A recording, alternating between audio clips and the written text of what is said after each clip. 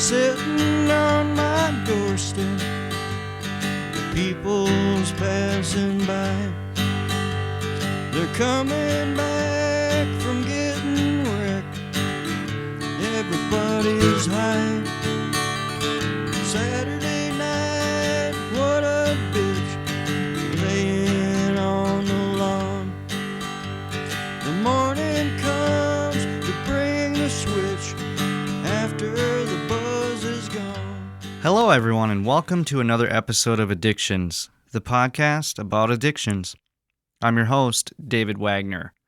Before we get started, I have a couple of updates. I was planning on changing the show's release schedule from every week to every other week just to give myself a little more time for production and editing, but there's just way too much to cover on the subject of addiction, and with new developments and news on the topic nearly every day, I've decided to stick with releasing a new episode every week, or at least trying to.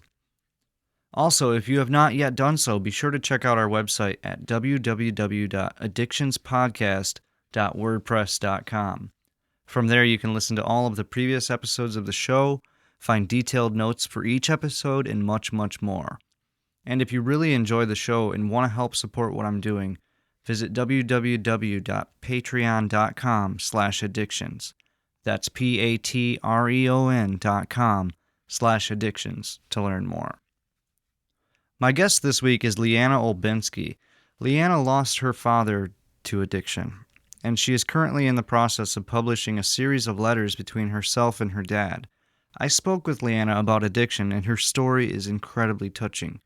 You can check out some of her videos about overcoming addiction and building self-confidence on her website, which you can find at lolbinsky.com.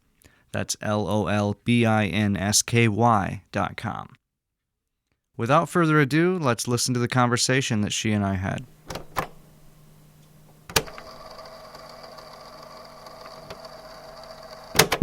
Today on the show, we are speaking with Leanna Olbinski. I hope I said that correctly, Leanna. Yes, you did. Hey, I'm off to a good start then. She's from Boston, and she's going to talk with us a little bit about some stuff that happened in her family. From what we've talked about online, Leanna, your father recently passed away, and I'm terribly sorry to hear that. I did watch the video that you sent me, and that's very touching. So how did everything get started in the first place? Okay, so I'll tell you a little background about my how I was brought into the world. I feel like that's actually a really good start. Both of my parents didn't have an easy life, and my dad actually came to America from the USSR. And it was during the Cold War, so as you can imagine, it wasn't easy for them to adjust. Yeah. And he was bullied, and he had a hard time dealing with the bullying because he had such a big heart, and he saw his parents working in a factory all day, all night, and not making enough money to even put food on the table. And sure enough, the people that were there for him promised to help him make money fast. So that led him down the path of crime and mainly drug use. And so from then on, a man with a huge heart was stuck in a bad situation of using opiates and drugs. And during a point of his sobriety, he met my mom, and they just fell in love, and were both such attractive people and had such a story to them, just so much going on in their lives. And I was actually born with a tumor. I had a neuroblastoma tumor attached to my aorta, so I was only born 4 pounds, and at the time, my dad was in prison in Boston. And when we got the news that I was sick, I was only a couple days old. My grandparents, my dad's parents, flew me out to Boston. And from that day on, my dad promised himself he'd get his life in place He was going to get a job, get clean, and make sure I could live in Boston to get the best health care. So when I was 7 years old, from Oregon, my mom and I officially moved to Boston. And my dad was sober for 7 years. And when I was around 13 or 14, my dad found out my grandma had cancer and relapsed. My dad was doing crack cocaine. And I remember the day that I found out very clearly because we were in the car and my dad was speeding and he kept saying someone was following us. And I didn't understand because there was no one behind us. Yeah. And then I went home and I realized he wasn't going to work anymore. And then I noticed that he was locking himself in a separate bedroom than my mom. And sure enough, I found tin foil in the bathroom. And it got to the point where my dad wouldn't even talk to me unless we were in a room without windows because he thought people were listening in. In between that time, from when I was a little girl until 13, my dad was my best friend. He was, you would think he was born to be a parent. He took me to my first Britney Spears concert. He had my makeup done professionally when I was like 10 years old because he wanted me to know the correct way to use makeup if I really was interested in it. He took me to get my first bra. He took me to all my doctor's appointments. He was my softball coach, and he just became everything to me from such a young age, and we had a friendship unlike any other. Yeah, he sounds like a great father, Leanna. Yes, absolutely. Uh, and it's a shame what drug addiction can do to us. It's a slippery slope, and once you get sliding down it doesn't take long, you know. Yeah. And unfortunately, you know, relapse is common. I mean, I myself, I couldn't even tell you how many times I relapsed before I've got to where I am now, you know. Um, And that's what's beautiful about it is that from the point when I was a senior in high school, that's when he was arrested for the last time. There was a chance he would never be released, but when he was arrested, he became sober. And for those 5 years, I made a promise every day to myself that no matter what happened when he released, even if he relapsed, it would be okay because he was really my best friend and we wrote to each other every single week. And I'm actually in the process of publishing his letters to me. He wrote to me about his fears and how badly he didn't want to do drugs and how much it hurt him and killed him inside and depressed him and made him not even want to live. And to imagine that a man that's just so strong and such a good person that couldn't fight this urge, it made me just want to be there no matter what. And for the past 2 years before he passed away, when he was released from prison, he relapsed numerous times. But every time I was there, I'd pick up the phone and I'd be there to tell him everything was going to be okay and that I loved him. And it was really beautiful. And I loved just being able to hear his voice. yeah, of course, and you know that's one of the best things you can do is, you know, be there for the person. Having a strong family and support group is one of the keys to fighting addiction. I truly believe that, you know, and um, I really think that what you're doing is amazing work, and we're all human, and we're all in this together, you know, and we've got to be here for each other. And I Right. just think that's great.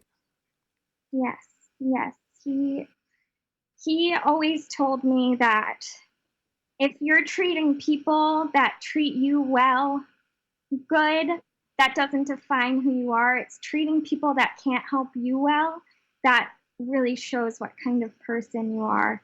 And my dad was a very firm believer that you had to believe in people and you had to be there for people, and you're no better than any other person. Because I haven't done drugs doesn't mean I'm any better than anyone else. It doesn't mean my dad was a bad person at all. And it doesn't mean anyone is a bad person or that they're weak. It's a disease. So, Yes, I agree 100%. My family, similar kind of circumstances. I've been fortunate enough that no one close to me has succumbed to hardcore addiction you know, and ended up dying because of it. But I've known many friends that have went down that road and not come back. So I can kind of sympathize with you. I mean, I don't know. I would have a hard time handling my own father or mother passing away. But I feel like you're a really strong person for doing what you're doing, and it's amazing. thank you. Thank you so much. It makes me, because of this and because I know that his story and what he went through can't just this can't be the end, like Yeah, as you heard from the conversation, he felt like he failed me. And because of his depression and how bad he felt, no matter how many times I said that, you're not a failure. He couldn't accept it. And now is my chance to show other people that they're not failures and that they have something to live for, and that there are people that will believe in them if they want to believe in themselves. And even if they don't, we're still there for them. And if I didn't have that to hold on to, the ability to help others, I don't think I'd be as strong as I am, because there are days when it kind of just hits me that he's gone and I'm like, what, like I honestly I lose my breath and I almost fall to my feet. And but then I'm like, okay, there's a reason this happened. My dad had the most beautiful message, and if I get it out there and help one person, his his the thing he died for isn't going to be in vain. exactly, exactly. You can carry on that legacy or turn it into a legacy. You mentioned that you were working on a book, putting this all together into a book. Yes, yes. So, my dad and I wrote to each other every week that he was in prison. So, I was a senior in high school up until I graduated college. He wrote to me, and the notes are beautiful, and they give all of his best advice, all of his biggest worries, but also all of his hopes. He wrote about how he wanted to travel the world and how he could see beauty in everyone no matter what, and how he regretted certain things in his life, but it brought him to have me and to appreciate me. So I want to publish those letters and let other people feel how he felt and find a way to give hope to society, just anyone that needs to hear that, it's okay to be sad and that we're going to find a way to make this process easier, to find a solution. Yeah, I agree 100%, Leanna. And when I look back at my own addiction, I do have regrets, of course, but I truly feel that if I wouldn't have gone through what I went through with my own opioid addiction, that, I wouldn't be doing what I'm doing now. And since I've started the Addictions podcast, I've made so many awesome connections with people just like yourself. And it's, in a way, it's really therapeutic for me talking about all of this. And I can kind of imagine that, it's probably similar for you. I, with the podcast, I do it. It's not just for me, it's for everyone who has been touched by addiction in any way. And I feel like a lot of us we lack a voice.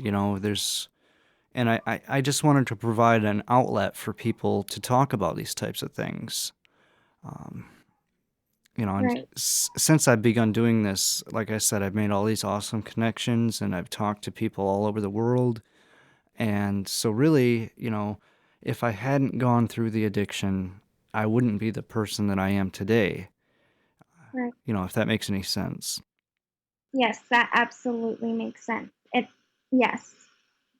I I mean, if it weren't for my dad's addiction, I don't know where I would be, and I always told him that I wouldn't trade him for the richest dad, the doctor dad, the perfect dad. I would not change it for 1 second because our relationship was so beautiful, and maybe I wouldn't have turned out the way I did if it wasn't for having to see my dad die and come back to life, you know? Like, Yeah. what if I didn't appreciate our relationship? And I mean, I wouldn't trade it for 1 second. My dad, throughout it all, was beautiful, and it made our relationship what it did, and it made him who he was. And I just can't imagine it any other way. And I'm so happy for it. And yeah. Yeah, and again, I think that you're an amazing person and incredibly strong because addiction can really it can tear families apart, and it can turn family members into enemies and just it's a terrible thing. And like you said, it is a disease. I mean, sure there can be choice involved, but there can be choice involved with a lot of diseases. That doesn't make them any less of a disease. Yes, exactly. Yes, Like diabetes or heart disease, if you have a terrible diet, you made those choices, or if you practice unsafe sex and end up with a disease, that's a choice as well. But it's still a disease. exactly. Exactly. That's a great example that I also like to use. It's very true. And um, the day that my dad died, I was in the hospital with my grandfather, and he's very old school Russian, Yeah. and he was crying, and he was saying, "Leanna, you loved your dad like he was sick, and I just couldn't do it. When I saw your dad getting high, I thought that he could stop, and every time he used a drug, I thought that he should just stop, and I thought he could, and I'd get angry, but you just loved him the same every single day." And it is really hard to do because you want to it's so easy to say, "Oh, like, dad, you can stop. Dad, you could go to this." But when you finally just accept that it's a sickness and a disease, it's just being there for that person and being able to say, "I love you." It it means so much more when you don't know if it's going to be the last time you get to say it. It just it there's always beauty in struggle. And so to be able to find that line of not getting too angry or disappointed, it's hard to get there. When I first found out my dad relapsed, I was more like blaming myself, thinking I wasn't good enough. And I even journaled when I was 14 about suicide. And then one day, my dad was going to an AA meeting, and he was talking to me about how sorry he was. I was about 15. And he asked if he could read my journal. And I read my blog post to him that talked about suicide. It was back in the day when a journal was like private online, so no Yeah. one else could see it. And so I read it to him, and we cried together for like 2 hours. And I was 15 years old. And I just saw how much it hurt him, but at the same time made him want to do better. And it was all so real. It was really how I was feeling. And from that day on, I think that really changed my outlook on self pity, because he took that letter to an AA meeting and he said he's never heard a room so silent. And I wanted to ask a couple of other questions, Leanna. How did your mother handle all of this? Was she supportive, or did she have a hard time? My mom had her own struggles as well. Yeah.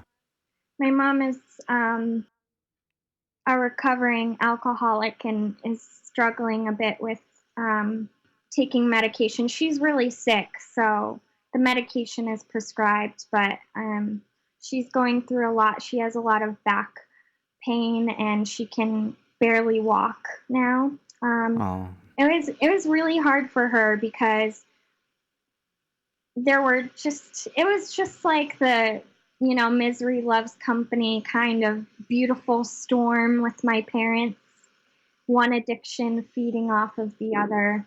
yes. So it wasn't easy for either of them, but again, it comes back to love. And as much as my dad loved me, my mom loved me too. I'd actually love to read you. I have right in front of me a Mother's Day card that my dad wrote my mom when like 5 years ago that I kept. It's really short. Yeah, yeah, by all means, Leanna, go right ahead. My dad wrote to my mom, "Dear Angela, you have given me the best gift that anyone could ever give. My life would be such an empty time without Leanna. She is my pride and joy. She makes me want to live. And for that, I am eternally grateful, and that I am wishing you a very happy Mother's Day. You will always be my daughter's mother, and I will always love you, and thank you for that. And with that, I am wishing you a very happy Mother's Day." And I don't think he ever thought that I would see that, but that's really how it was. They thanked each other almost every day of their fighting and their disagreements and their addiction. They always thanked each other for me, and I was really like a light of their life. And it was a lot of pressure to be that, but it's really beautiful. So, Yeah, yeah, it really is, and I can kind of relate in a way. You see, I actually just came off of a relationship with my former girlfriend, and we were both enabling each other's addictions as well. And we have an 11-year-old daughter now, and yeah, uh, she was there through the whole thing, and I feel very similar to how your father probably felt. I'm a year in recovery now, so I mean I'm doing really well, but there's days where it's very difficult. yeah, absolutely. But I just try to keep reminding myself why I'm doing this, and the biggest reason is my daughter. That's amazing. I noticed that you have a pretty popular YouTube channel. And I wouldn't mind telling our listeners a little bit about that as well. It's I have a YouTube channel, but it's small. I do YouTube videos on overcoming addiction and okay. dealing with family problems, but also I do videos on how to build self confidence. Oh, that's awesome. That's awesome. I would love to when you do get things published and everything. Be sure and let me know. I'd love to have you back on the show to talk about the book and everything. That would be amazing. Yes, of course, and yes, I'll keep all the updates posted on my website. It's lolbinsky.com. Okay. I'll continue to put parts of our conversation on that website because I do have a lot of our conversations recorded, and I think that they're important for people to hear. Definitely. I would agree 100%.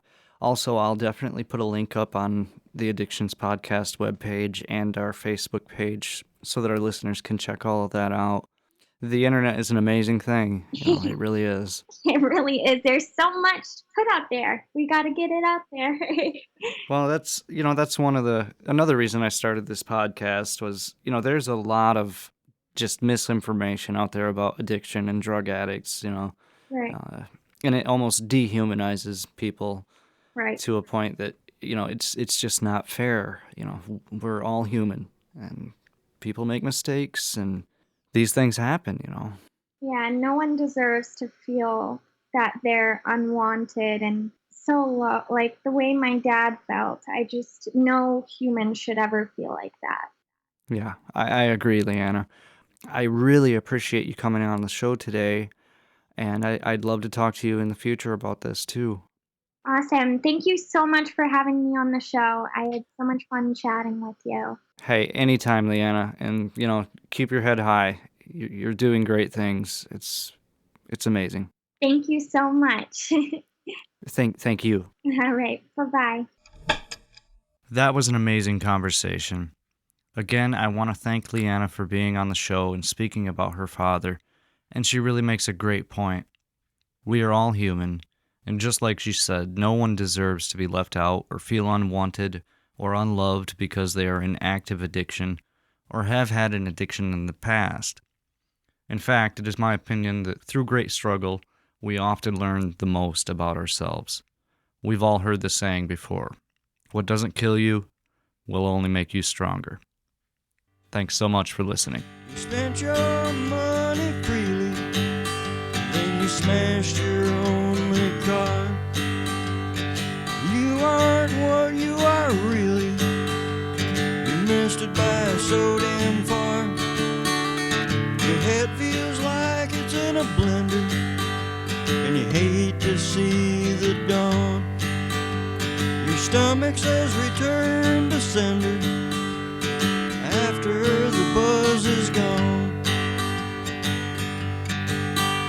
And Sundays you prayed Uncle John. You poisoned yourself last night. Mary slapped your friend Tom. You got in a hell of a fight. Monday comes and it's back to work. The week seems so damn long. Weekends past, you're still a jerk after the buzz is gone.